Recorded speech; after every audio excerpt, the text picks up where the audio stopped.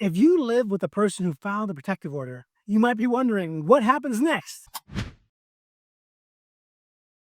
Here's the deal in Indiana. In Indiana, a protective order, if granted, can very easily lead to you being evicted. But Mark, I live in that house. What do you mean that could be evicted? Just what I said. A judge can slam the gavel at a protective order hearing and say, you have to leave, they get to stay here, even if they're not on the lease. And you have to continue to pay the mortgage or the rent, utilities. It's very powerful. People do not understand how significant and powerful a protective order is. And it's right there in the statute. And judges have no problem doing this. There's lots of reasons behind this. I'm not going to get into all that, but the reality is possibility does exist. A very good possibility exists. If you and the petitioner live together, a judge can tell you, you can't go home. Where am I going to stay? Not the judge's problem. Protective orders are very easily abused in Indiana for these reasons and more. So if you're a servant of the protective order, you need to read it, figure out where you can and cannot go, what you can and cannot do, who you can and cannot talk to. And you need to talk to an attorney immediately to try to figure out how to defend a protective order. What I truly hate in this law firm is when people call me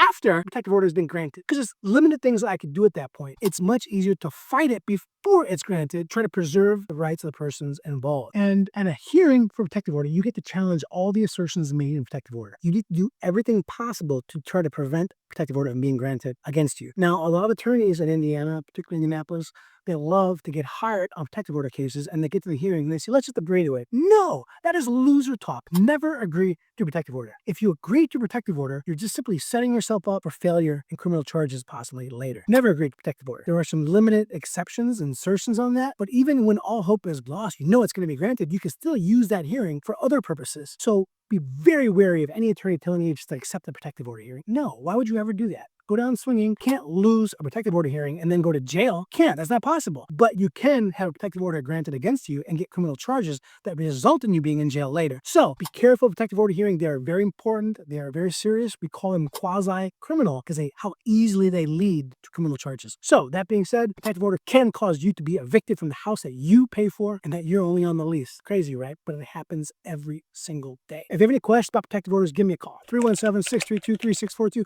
We will talk about protective orders all day, but most importantly, remember to always plead the fifth.